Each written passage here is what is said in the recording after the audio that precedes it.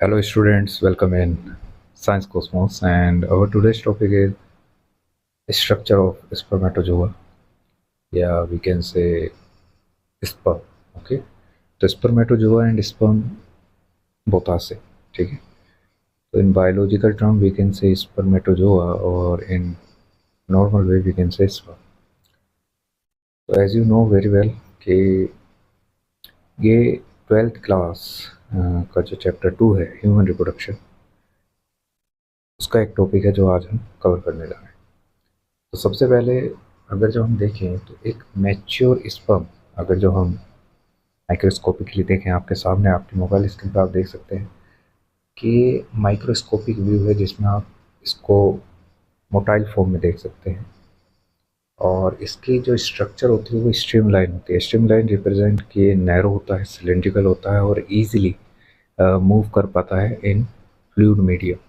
तो fluid medium में ये ईजिली मूव कर पाता है because of streamline structure. Okay, और इसीलिए इट्स पार्टिसिपेट इन फर्टिलाइजेशन. तो ये जो स्ट्रीमलाइन स्ट्रक्चर है स्पर्म की, that help in fertilisation. Okay, और इसके साथ साथ अगर जो हम देखें तो मेनली जो स्पर्म होता है उसके 3 मेन पार्ट होते हैं, जिसमें पहला मेन पार्ट होता है हेड, सेकेंड मेन पार्ट होता है middle piece and third main part is tail. और हर पार्ट को हम इंडिविजुअली डिस्कस करेंगे नेक्स्ट सेक्शन में.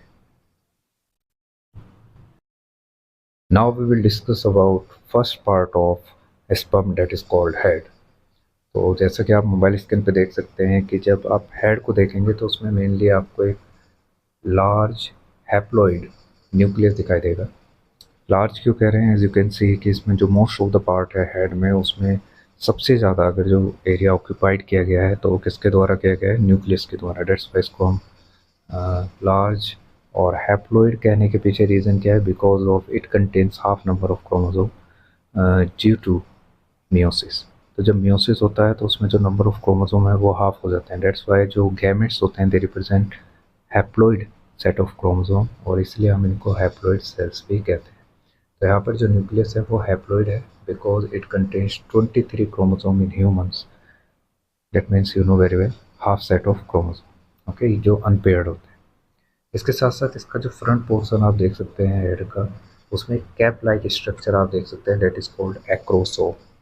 और ये जो एक्रोसोम है that is very important part of sperm head because it participate in capacitation या we can say fertilization. Okay, तो एक्रोसोम की जो फॉर्मेशन है सबसे पहले आपको ध्यान रखना है कि स्पेशल ऑर्गेनेली से होती है and that organelle is called Golgi apparatus. जैसा कि आप मोबाइल स्क्रीन पे देख सकते हैं, जो गोल्जी अपरेटस है वो एक्रोसोम में कन्वर्ट होता हुआ आपको दिखाई दे रहा होगा.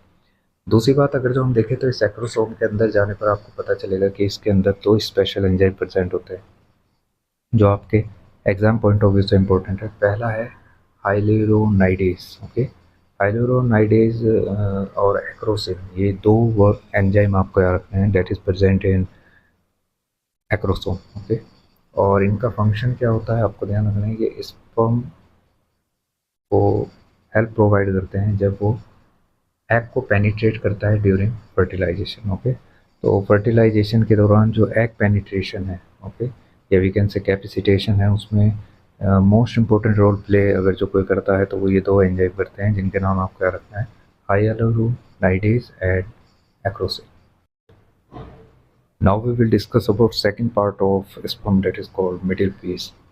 तो मिडिल पीस में आपको ध्यान रखना है कि इसकी जो आइडेंटिफिकेशन है कि how can we identify this is middle piece और हेड और टेल. तो ऑब्वियसली यहाँ पर आपको ध्यान रखना है कि एक special organelle that is called powerhouse of the cell, इसका नाम आपको याद रखना है माइटोकॉन्ड्रिया. ओके, तो माइटोकॉन्ड्रिया यहाँ पर आपको स्पाइरली अरेंज देखेंगे और इस पूरी स्ट्रक्चर को हम माइटोकॉन्ड्रियल सीट भी कहते हैं. ओके, क्योंकि जो हमारा मिडिल पीस होता है उसमें large number of mitochondria present होते हैं that will provide energy to the flagella during motility. Okay, तो जब वो मूवमेंट करता है for fertilisation inside female reproductive system, तो वहाँ पर माइटोकॉन्ड्रिया जो है एनर्जी बनाता है in the form of ATP, और ये एटीपी हेल्प करती है movement of tell.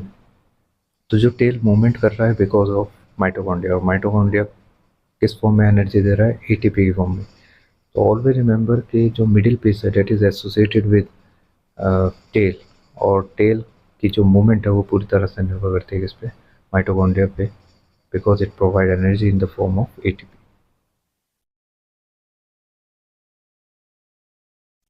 Now we will discuss about the last part of sperm, that is called tail.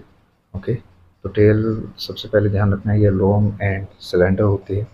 Okay, cylinder shape होती है, और ये एक स्पेशल फिलामेंट से बनी होती है डेट इज कॉल्ड फ्लैजिला, और इसको हम फ्लैजिला भी कहते हैं।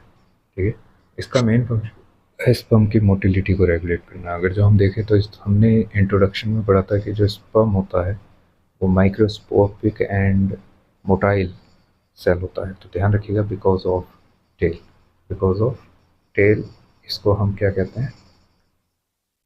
अब हम बात करते हैं कि मोटिलिटी का फंक्शन क्या है। अगर जो हम देखें तो मोटिलिटी से क्या हेल्प मिल रहा है स्पर्म को, तो ये हेल्प करता है स्पर्म को मूव करने में टुवार्ड्स एग फॉर फर्टिलाइजेशन।